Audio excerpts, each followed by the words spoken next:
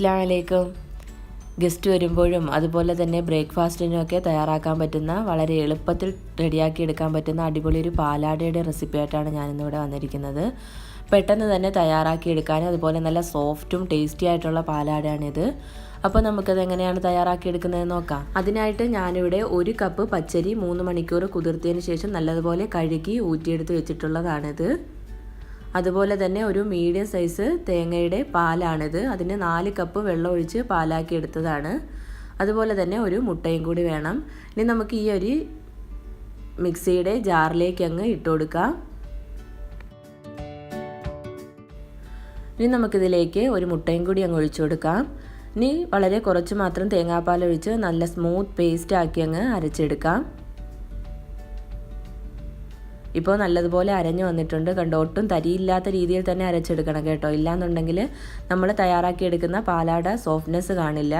ഇനി നമുക്ക് കുറച്ചുകൂടി തേങ്ങാപ്പാൽ ഒഴിച്ച് അരച്ചെടുക്കാം. അപ്പോൾ ആദ്യം തന്നെ ഒരുപാട് തേങ്ങാപ്പാൽ ഒഴിച്ച് കഴിഞ്ഞാൽ അരി അരഞ്ഞു വരാനായിട്ട് നല്ല താമസമായിരിക്കും. അതുകൊണ്ടിട്ടാണ് കുറേശ്ശെയായിട്ട് ഒഴിച്ച് അരച്ചെടുക്കുന്നത്. ഇതും കൂടി ഒന്നങ്ങ് അരച്ചെടുക്കാം.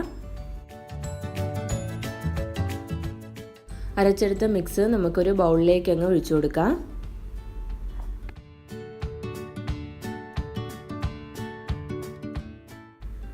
അപ്പോൾ ഇതിന് തിക്നെസ് കുറച്ച് കൂടുതലാണ്. അപ്പോൾ നമുക്ക് എടുത്തു വച്ചിരിക്കുന്ന ബാക്കി തേങ്ങാപ്പാലും കൂടെ അങ്ങ് ഒഴിച്ചു കൊടുക്കാം. അപ്പോൾ 1 കപ്പ് അരിക്ക് ഏകദേശം ഒരു 4.5 കപ്പോളം തേങ്ങാപ്പാലാണ് ഞാൻ എടുത്തിരിക്കുന്നത്. അപ്പോൾ അത് മുഴുവനായിട്ട് ഞാനിവിടെ ചേർത്ത് കൊടുക്കുകയാണ് കേട്ടോ. എന്നാൽ മാത്രമേ ഇതിൻ്റെ കൺസിസ്റ്റൻസി കറക്റ്റായിട്ട് കിട്ടുള്ളൂ. കണ്ടോ, ഈ ഒരു കൺസിസ്റ്റൻസിയിലാണ് നമുക്ക് ഈ പാലാടയുടെ ബാറ്റർ ഇരിക്കേണ്ടത്. ഇനി നമുക്കിതിലേക്കൊരു 2 ടേബിൾ സ്പൂണോളം ഒലിവ് ഓയിൽ ചേർത്ത് കൊടുക്കാം. ഇതിന് പകരമായിട്ട് നെയ്യ് വേണമെങ്കിലും ചേർത്ത് കൊടുക്കാം കേട്ടോ. ഇനി നെയ്യും ഒലിവ് ഓയിലും ഒന്നും ചേർത്തില്ലെങ്കിലും കുഴപ്പമില്ല. എന്നാലും കുറച്ചുകൂടി ഒന്ന് സോഫ്റ്റ്നെസ് കിട്ടാൻ വേണ്ടിയിട്ടാണ് ഈ ഓയിൽ ഞാൻ ചേർത്ത് കൊടുത്തിരിക്കുന്നത്. ഇതൊന്നങ്ങ് മിക്സ് ചെയ്തെടുക്കാം.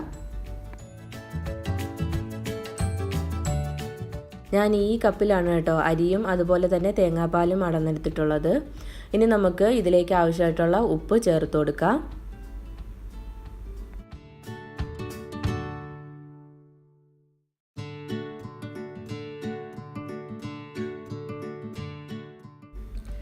ബാറ്റർ ഇവിടെ റെഡിയായി വന്നിട്ടുണ്ട്.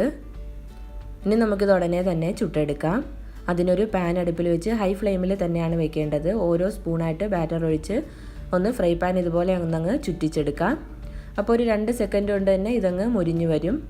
അതുപോലെ സ്പൂൺ വെച്ച് പരത്തേണ്ട ആവശ്യമില്ല കേട്ടോ. നല്ല ലൂസായിട്ടുള്ള ബാറ്റർ ആയതുകൊണ്ട് ഫ്രൈ പാൻ വെച്ച് തന്നെ ഒന്നങ്ങ് ചുറ്റിച്ചെടുത്താൽ മതിയാകും.